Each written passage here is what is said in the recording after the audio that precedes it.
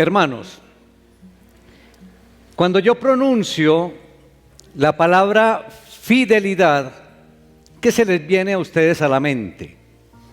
Creo que cuando uno escucha esa palabra fidelidad, se le viene a uno a la mente firmeza, se le viene a uno a la mente constancia, constancia en los afectos, constancia en las ideas, constancia en las obligaciones. Pero también firmeza y constancia en el cumplimiento de los compromisos establecidos. La fidelidad implica una conexión verdadera con una fuente, y esa fuente en cada uno de nosotros puede ser la pareja, puede ser una conexión con la familia, una conexión con los amigos, una conexión con la empresa donde trabajo, una conexión con el negocio, pero también entonces la fidelidad implica una conexión con Dios. Y el significado original de la palabra fidelidad está vinculado a la lealtad. Lealtad de una persona para con un señor o para con un rey, ¿sí? Y todo eso implica entonces los deberes que esta persona tiene para con esa persona. En el ámbito social, es un valor humano que faculta a la persona, que nos faculta a todos nosotros para cumplir con los pactos y con los compromisos adquiridos. La fidelidad entonces es el cumplimiento a una palabra dada, a un compromiso realizado. En ese orden de ideas, hermanos, ¿cómo está tu fidelidad?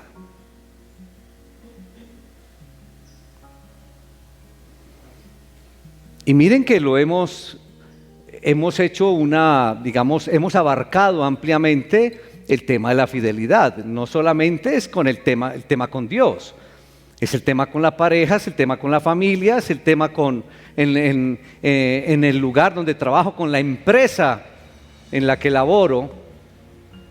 Es la fidelidad en general. ¿Cómo está tu fidelidad? ¿Cómo está tu lealtad?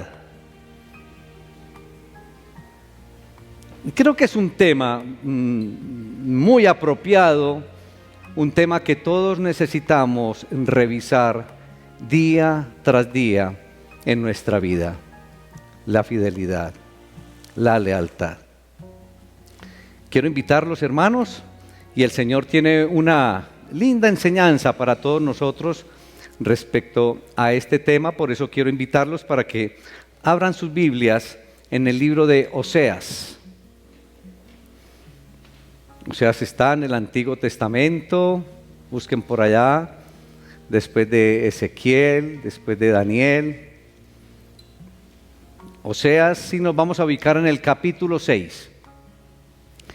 Quiero realmente que hagamos énfasis en los versículos 4 y 6 de esta porción, pero a beneficio de todos nosotros quiero leer desde el versículo 1 para que estemos ubicados en el contexto. Oseas, capítulo 6, a partir del versículo 1, con énfasis en los versículos 4 y 6, leo la palabra en el nombre del Padre, del Hijo, del Espíritu Santo. Amén. Ruego ponerse en pie, que vamos a escuchar palabra de Dios. Venid y volvamos a Jehová, porque Él arrebató y nos curará, hirió y nos vendará. Nos dará vida después de 2 días, en el tercer día nos resucitará y viviremos delante de Él. Y conoceremos y proseguiremos en conocer a Jehová, como el alba está dispuesta a su salida, y vendrá a nosotros como la lluvia tardía y temprana a la tierra. Versículo 4. ¿Qué haré a ti, Efraín? ¿Qué haré a ti, oh Judá? La piedad vuestra es como nube de la mañana y como el rocío de la madrugada que se desvanece. Por esta causa los corté por medio de los profetas, con las palabras de mi boca los maté, y tus juicios serán como luz que sale. Versículo 6, porque misericordia quiero, y no sacrificio, y conocimiento de Dios más que holocaustos. Padre, te alabamos, Señor, te damos honra, te damos todo el honor y la gloria en el poderoso nombre de Cristo Jesús. Gracias por esta palabra, Señor, gracias por la enseñanza que tienes dispuesta, Señor, para todos nosotros hoy, Señor.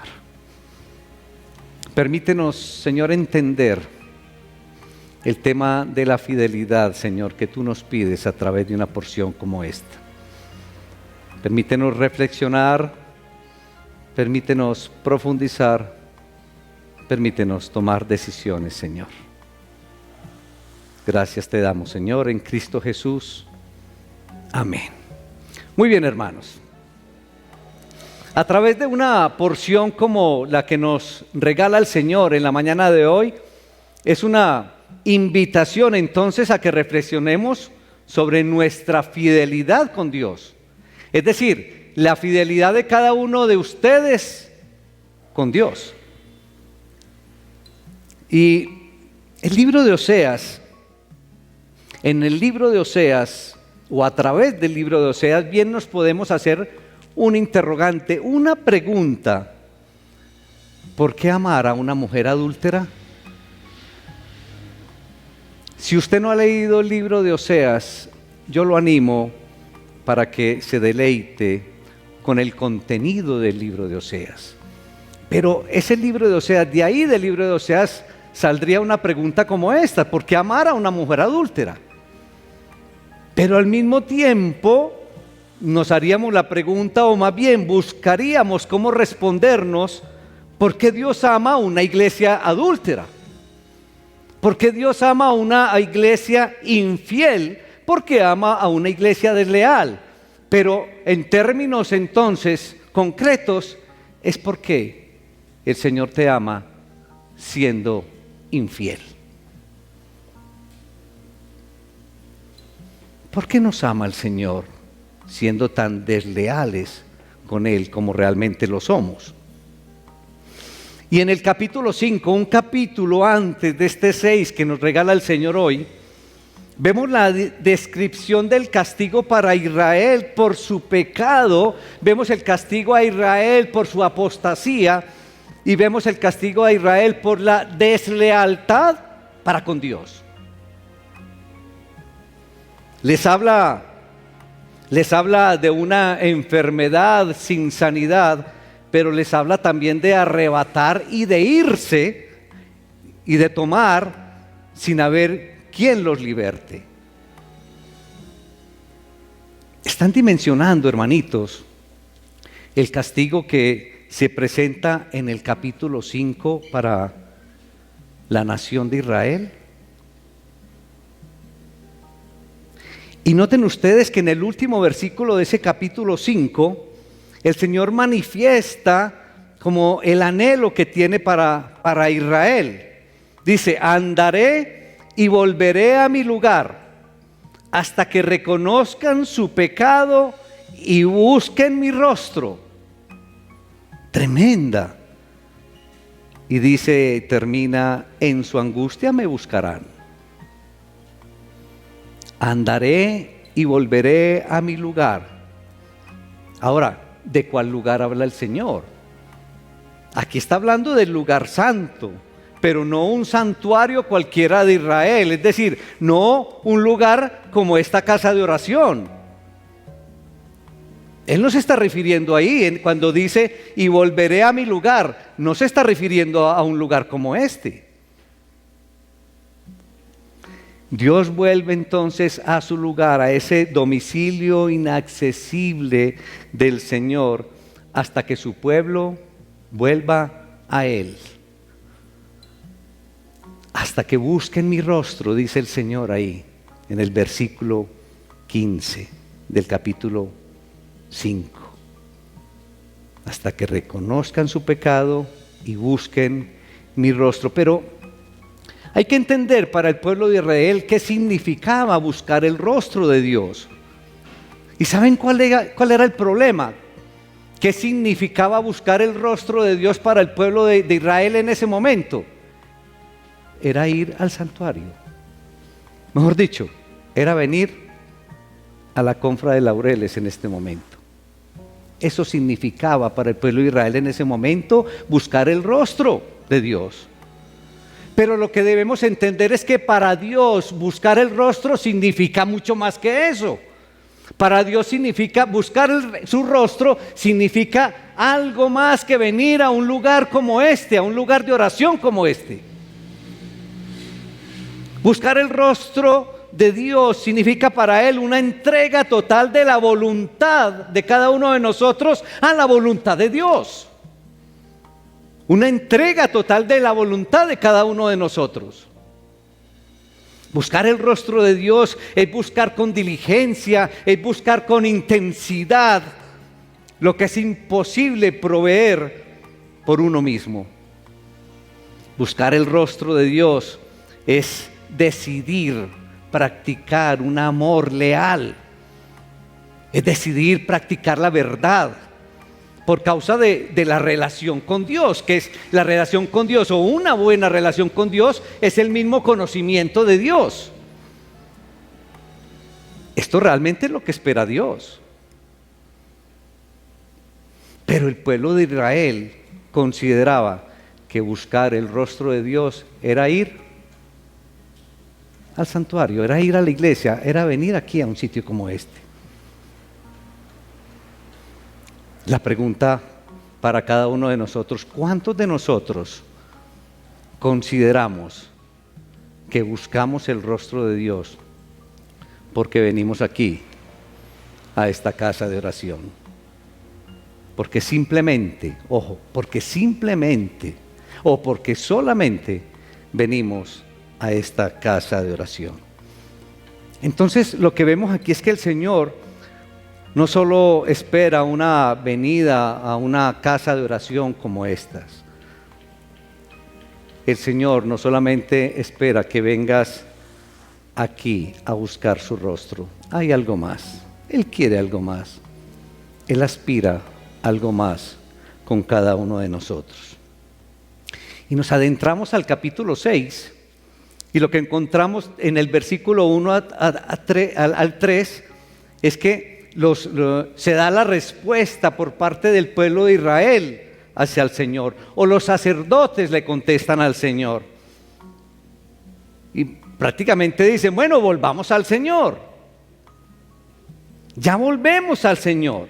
Pero es que lo hacen a manera como de un himno litúrgico para mostrar como su comprensión de lo que es volver a Dios. Sin embargo, noten ustedes, iglesia, que en esta expresión no hay ningún reconocimiento de culpa, en esta expresión no hay ningún reconocimiento de pecado, ni hay tampoco una sola expresión de arrepentimiento. Volvamos a Dios, pero ¿dónde está el reconocimiento de la culpa? ¿Y dónde está el arrepentimiento ahí? Un simple volvamos al Señor.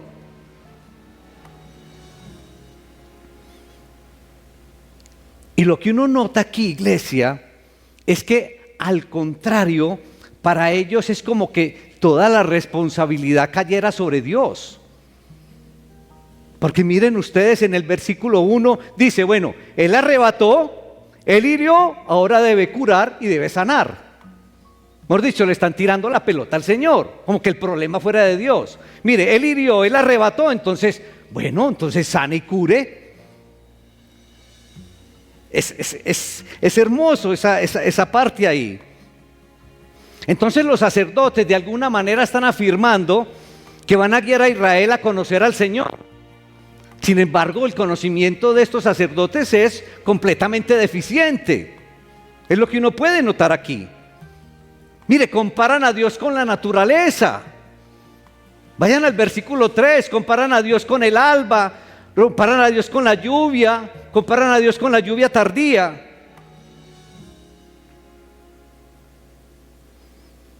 Y ese concepto, mis hermanos, de comparar a Dios con el alba, con la lluvia tardía, este concepto que tienen los sacerdotes con el ciclo de la naturaleza, el alba, la lluvia, pertenece a dioses paganos, pertenece a un concepto mitológico del mundo. Entonces manejaban a Dios con el concepto de la fertilidad, algo que no tiene que ver absolutamente nada con el pecado, ni con la culpa de ellos. Entonces ellos consideraban la protección de Dios y sus bendiciones como algo que vendría simplemente automáticamente, es decir, la bendición y la protección de Dios viene como sale el sol. Ese es el concepto de la protección y de la bendición de Dios que tenían los sacerdotes y el pueblo en general. Consideraban entonces persistir en los cultos y que esto era conocer a Dios. Venir a una casa de oración como esta y que esto era conocer a Dios. ¿No les parece, hermanos, muy familiar esta manera de pensar acerca de Dios a la manera de pensar que tenemos hoy todos nosotros?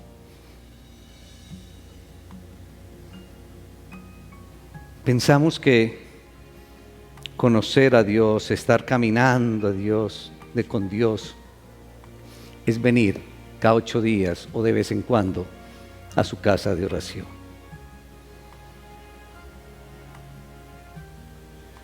Y entonces Oseas le contesta este himno, o esto que estaba manifestando el pueblo a través de los sacerdotes, en forma negativa, porque el Señor no aceptará este aparente arrepentimiento que tenía el pueblo, aparente arrepentimiento, no aceptará esta expresión de, entre comillas, confesión que tenía, porque ahí no había ninguna expresión o reconocimiento de culpa y de arrepentimiento. Entonces ahora sí llegamos a los versículos 4 y 6, donde podemos ver el corazón de Dios en el trato con todo el pueblo. Ahí podemos ver el corazoncito de Dios. Y podemos ver también un lamento de Dios. Un lamento que muestra la perplejidad de Dios ante el pueblo que Él ama tanto. Y miren qué hace, y lo hace, ese lamento lo hace con una doble manifestación. Él dice: ¿qué haré contigo? ¿Qué haré contigo, Efraín? Es decir, ¿qué haré contigo, Israel? ¿Qué haré contigo, Judá? Miren qué lamento que sale desde el corazón de Dios. Y el versículo 5 puede leerse como una parte de esta misma perplejidad de Dios.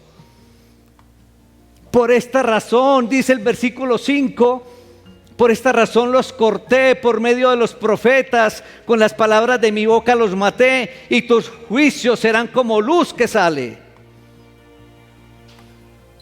Es como uno podría ahí visualizar a Dios en ese lamento, diciendo: por causa de tu falta de lealtad, pueblo mío, ya han experimentado mi castigo anunciado por los profetas, desde Elías, desde Amós y ahora con Oseas. Pero no hay arrepentimiento, no veo arrepentimiento en ustedes. ¿Qué haré contigo, Israel?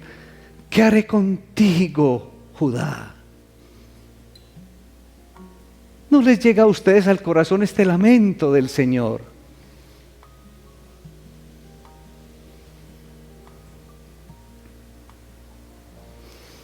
Cuando yo estaba reflexionando sobre esta porción, a mí me llegaba la expresión de Dios para mí y yo escuchaba la voz del Señor que me decía: ¿qué haré contigo, Carlos? ¿Qué haré contigo, Carlos? Y yo no sé si usted escucha esa voz del Señor en esta mañana que te está diciendo: ¿qué haré contigo, Piedad?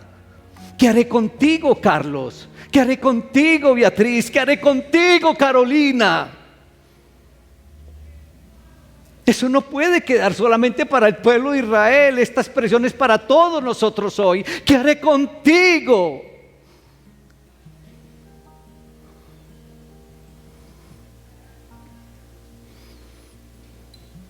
El gran problema del pueblo de Dios, iglesia, es la falta de fidelidad.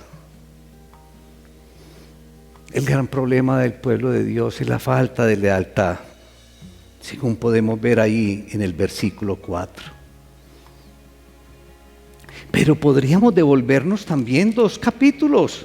En el capítulo 4, versículo 1, mire lo que encontramos. Oí palabra de Jehová, hijos de Israel, porque Jehová contiende con los moradores de la tierra, porque no hay verdad, ni misericordia, ni conocimiento de Dios en la tierra. No hay lealtad, no hay amor, no hay fidelidad, es lo que está diciendo ahí en el versículo 1 del capítulo 4. Pero aquí en el capítulo 6, versículo 4 y 6, en efecto se anuncia de nuevo que no hay lealtad y que no hay fidelidad, iglesia.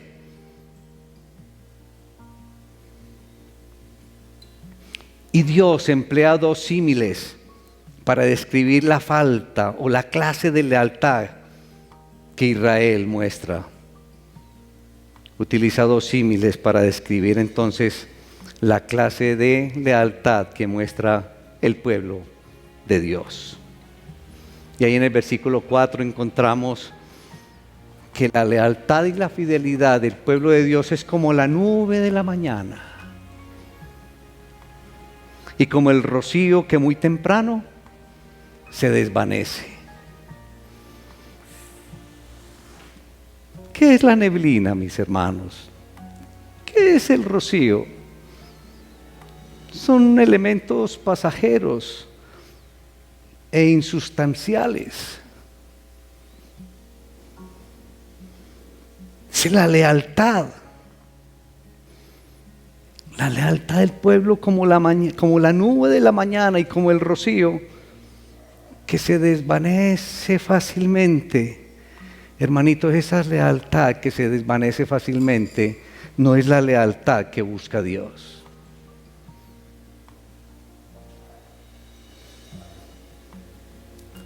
Y la condición del pueblo de Dios entonces es como la neblina, es como el rocío, momentánea y pasajera. Pero eso es lo que nos está transmitiendo el Señor hoy, que nuestra fidelidad y lealtad de cada uno de nosotros es momentánea y pasajera. Tremendo.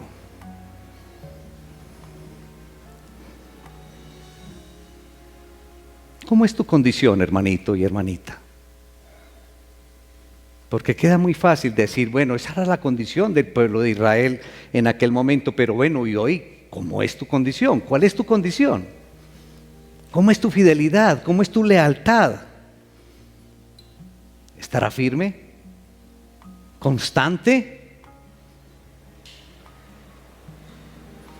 ¿Eres leal?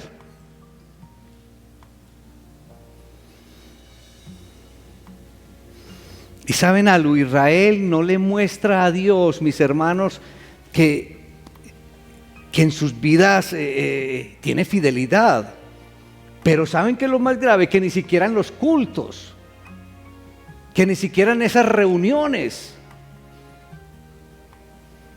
Es decir, Israel no muestra a Dios lo que Él quiere que tengan en sus vidas. Israel lo que está mostrando es una falsa adoración a Dios. Y esto es un engaño que quita, hermanitos, para tener en cuenta, que quita, que destruye la relación personal con Dios. Es una falsa adoración. Es una falsa relación con Dios. Eso es lo que le está manifestando el Señor a su pueblo, que tienen una falsa relación con Él.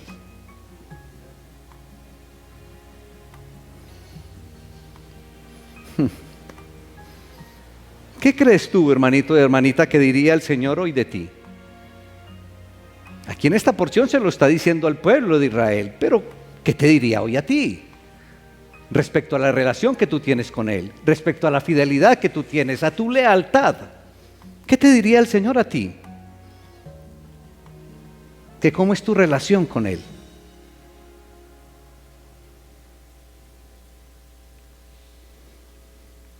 Y en el versículo 6, el Señor termina el discurso con una declaración que expone claramente lo que a Él le agrada.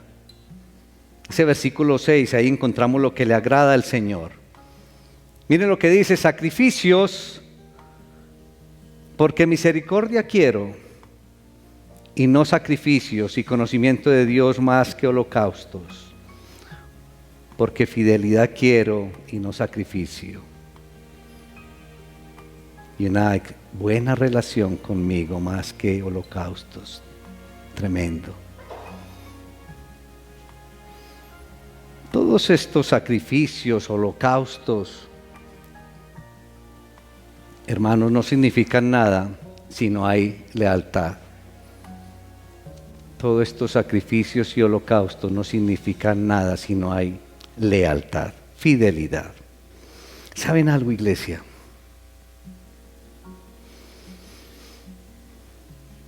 Les tengo que confesar algo.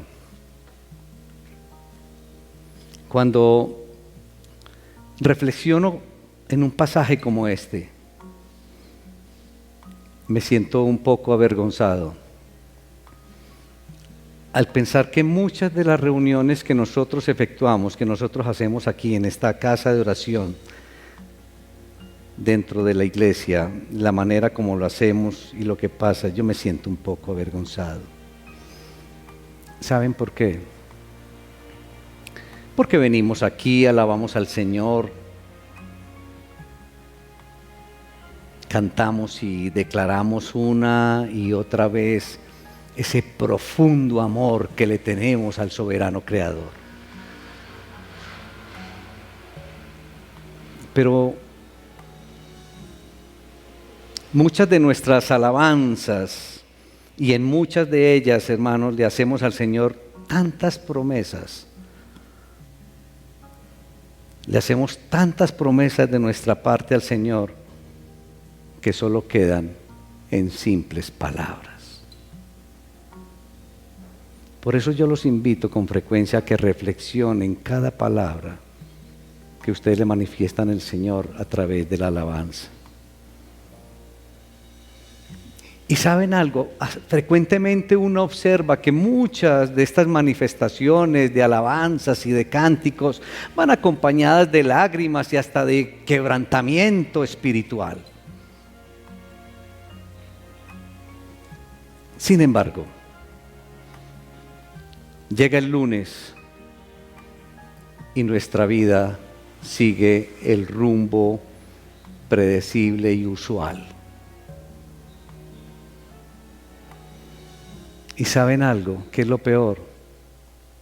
Que las personas que están a nuestro alrededor, que las personas con las que compartimos, ni sospechan, no tienen la mínima sospecha, mis hermanos, que el día anterior estuvimos en una casa como esta y le ofrecimos a Dios apasionados votos de compromiso y de amor incondicional. ¿Y qué pasó al día siguiente, hermanos? Miren que aquí levantamos los brazos, las voces y salen lágrimas y quebrantamiento, pero al otro día las personas ni se dan cuenta, es decir, porque nos ven iguales a ellos.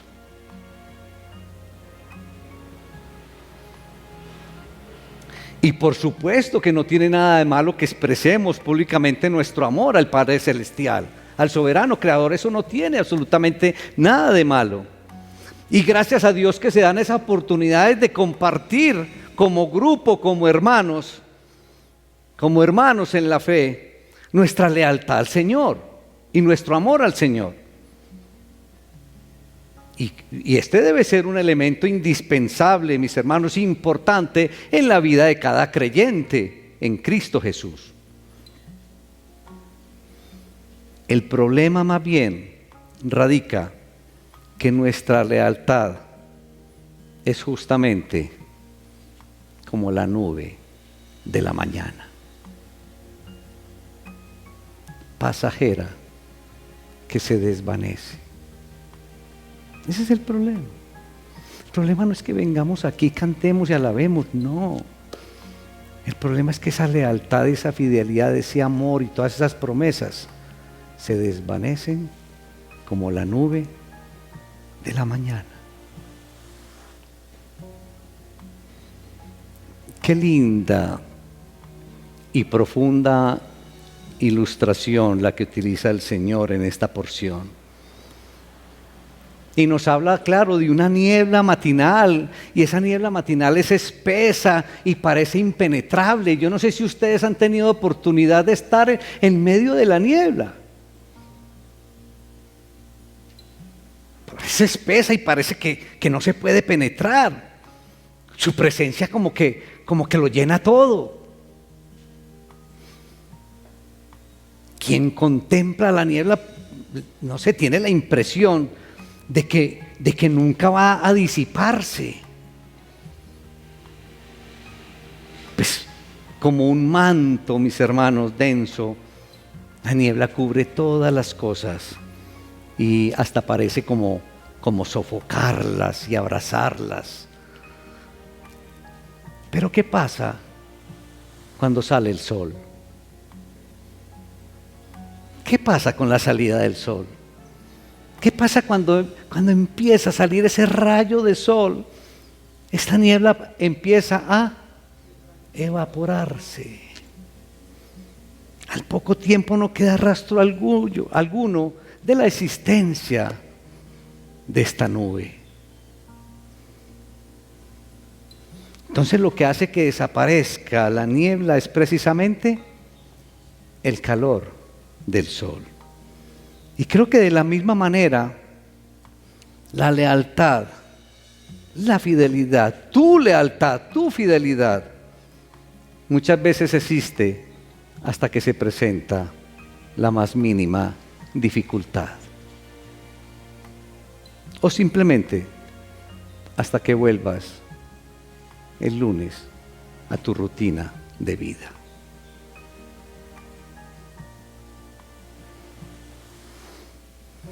¿Cuánto te dura, hermanito y hermanita, tu fidelidad para con Dios, tu lealtad para con Dios, después de que sales de una casa de oración como esta? Piensa, ¿cuánto te dura?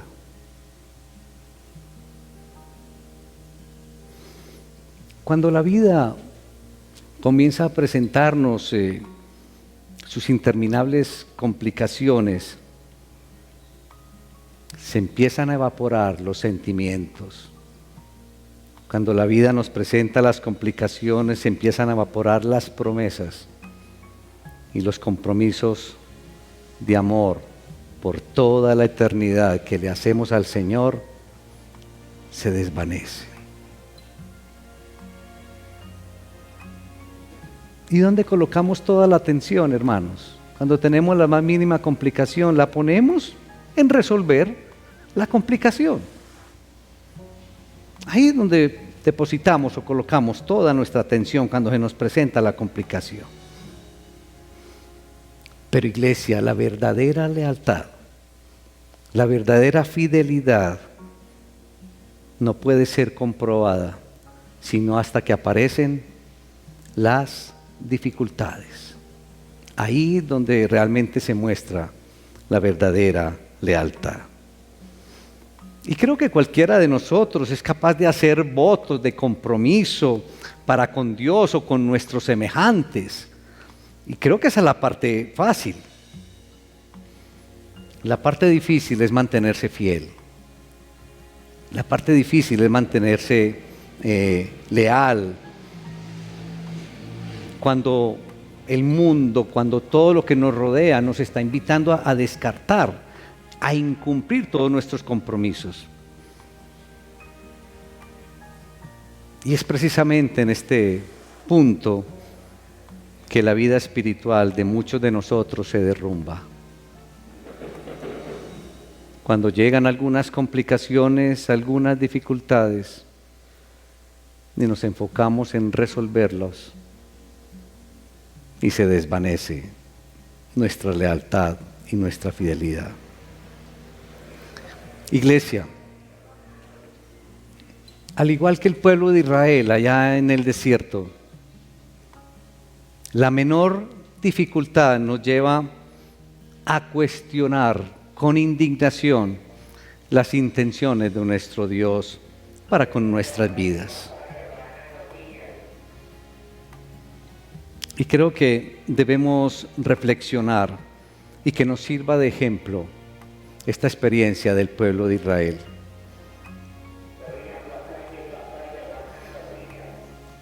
Pero para terminar, piensa por un momento en la expresión de Dios para ti en esta mañana. ¿Qué haré contigo?, te dice el Señor. ¿Qué haré contigo, María Elena? ¿Qué haré contigo, Helen? ¿Qué haré contigo, Marta? ¿Qué haré contigo, Roseli? Es la voz del Señor hablándote. ¿Qué haré contigo, Oscar? ¿Qué haré contigo, Gustavo?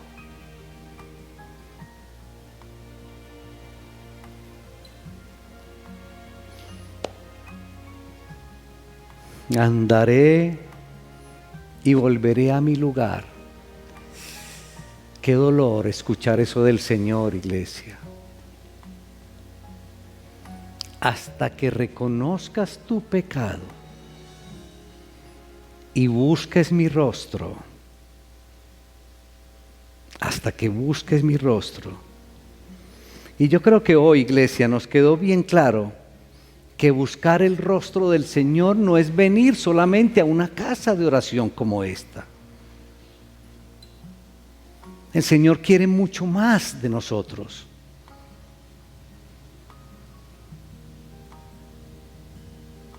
El Señor quiere que le entreguemos toda nuestra voluntad. Que pongamos todo el interés, todas nuestras fuerzas, todas nuestras decisiones, día tras día y en cada momento, en torno a la voluntad de Él. Eso es lo que quiere el Señor. Que tengamos una vida consagrada a Él, que tengamos realmente una verdadera relación con Él, a través de nuestro Señor Jesucristo. Eso es lo que Él quiere. No solamente venir a una casa de oración como esta, eso no es buscar el rostro de Dios. Es parte.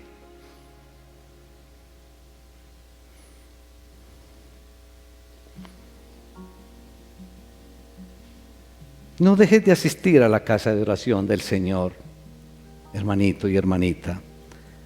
No dejes de alabar al Señor, no dejes de entonar los cánticos, continúa haciéndolo. Pero yo te animo a que midas y reflexiones en las promesas que le haces al Señor. Que no queden en simples palabras, hermanitos.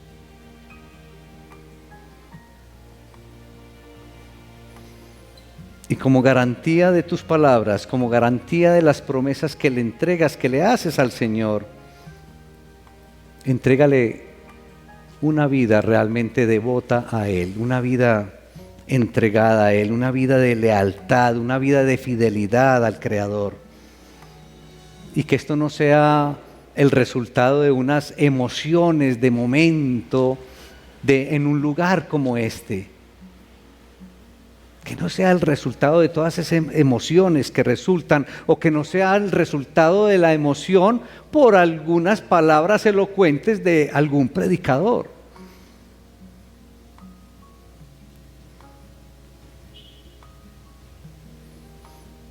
Al igual que Israel, hermanos, el soberano creador te dice hoy a ti. Cierra tus ojitos y escucha lo que te dice el Señor. ¿Sabes una cosa, mi amado? Me encanta que me digas lo mucho que me quieres cuando estás con otros hermanos en una casa de oración como esta.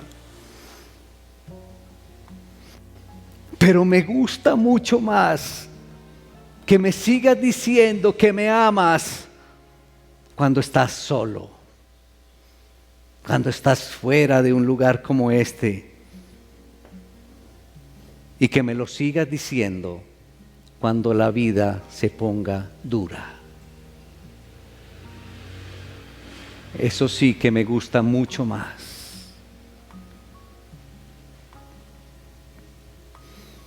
Eso sí me llena el corazón de gozo, te está diciendo el Señor.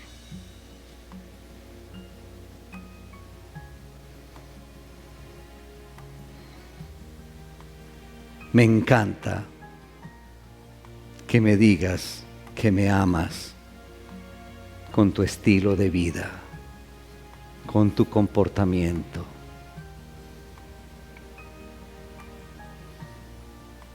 Y ahí en esa intimidad con el Señor, ¿qué le respondes al Señor, hermanito y hermanita? ¿Qué le dices al Señor? ¿Qué le respondes?